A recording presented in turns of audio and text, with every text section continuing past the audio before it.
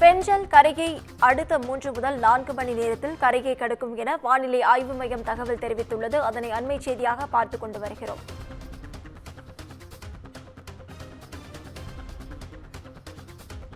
இதுகுறித்த முழு விவரங்களை வழங்க தலைமைச் செய்தியாளர் சிவா நம்மோடு இணைப்பில் காத்திருக்கிறார். சிவா, வணக்கம். விவரங்கள் என்ன?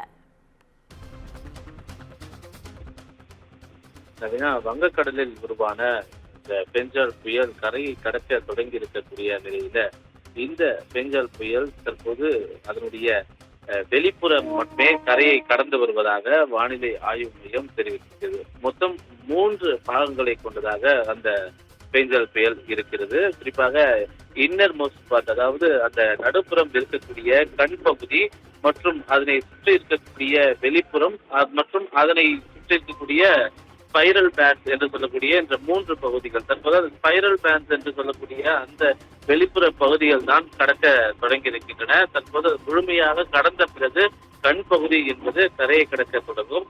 அதனுடைய முடிவில் தான் அந்த வெளிப்புறம் என்பது கரையை கடக்க தொடங்கும். தற்போது வானிலை ஆய்வு மையம் கொடுத்திருக்கக்கூடிய இந்த அறிவிப்பின்படி தொடர்ந்து இந்த வெளிப்புறம், அதாவது ஸ்பைரல் பேண்ட் கரையை கடந்த பிறகுதான் முழு அளவுல இந்த புயலுடைய பாதிப்பு என்பது நீங்கும். அதன் தொடர்ந்து பல்வேறு கடலோர மாவட்டங்கள்ல இதனுடைய பாதிப்பு, காற்று மற்றும் தரைக்காற்று, மழை போன்றவை எல்லாம் அதிகரிக்க கூடும் என்று வானிலை ஆய்வு மையம் தெரிவித்திருக்கிறது.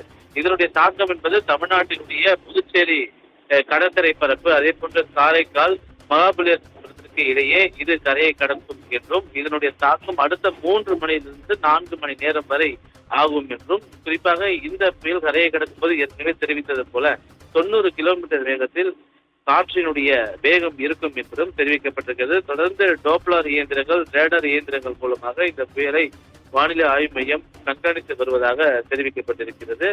தற்போதைய நிலவரப்படி மகாபலிபுரத்திற்கு மிக நெருக்கத்தில், அதாவது சுமார் 40 கிலோமீட்டர் தொலைவில் இந்த புயல் கரையை கடந்து கொண்டிருப்பதாக வானிலை ஆய்வு மையம் தற்போது தெரிவித்திருக்கிறது. நவீனா, விவரங்களுக்கு நன்றி சிவா.